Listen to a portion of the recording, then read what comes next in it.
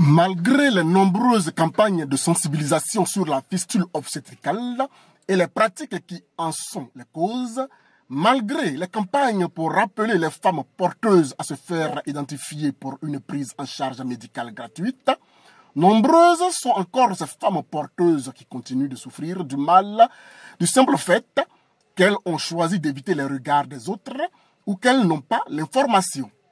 La fistule obstétricale se soigne et se guérit. Suffit-il seulement de se faire identifier pour bénéficier d'une prise en charge médicale gratuite? Dans la localité de Benouye, département de Zouangnié, dans le Tongbi, hélas, la réalité est là, implacable. La problématique de la fistule obstétricale, c'est un sujet d'actualité dans notre département. Et encore plus, je dis que c'est encore plus renforcé dans la sous-préfecture où nous avons en charge de la santé des populations. Parce que il faut rappeler aux uns aux autres que c'est une population, c'est une zone qui a été longuement touchée par les crises socio-sanitaires. Et donc à un certain moment, le système sanitaire a fait défaut. Il y a eu des palliatifs qui ont été les activités des accoucheuses traditionnelles dans nos localités. Et de par leurs activités, celles-là, comment on appelle ça, les populations se sont habituées à leurs activités d'accouchement non assisté.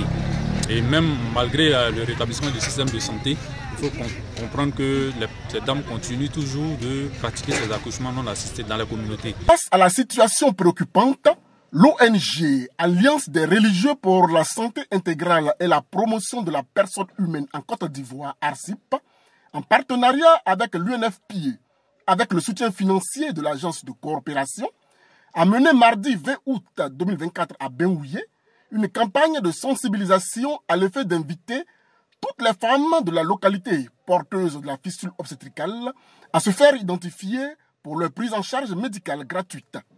L'objectif de cette initiative est de contrer définitivement ce mal dans cette partie du pays, au besoin réduire le taux de cas dans la région.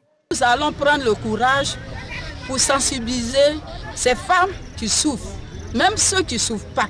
Nous allons leur mobiliser à venir se présenter à l'hôpital. Le soin est gratuit.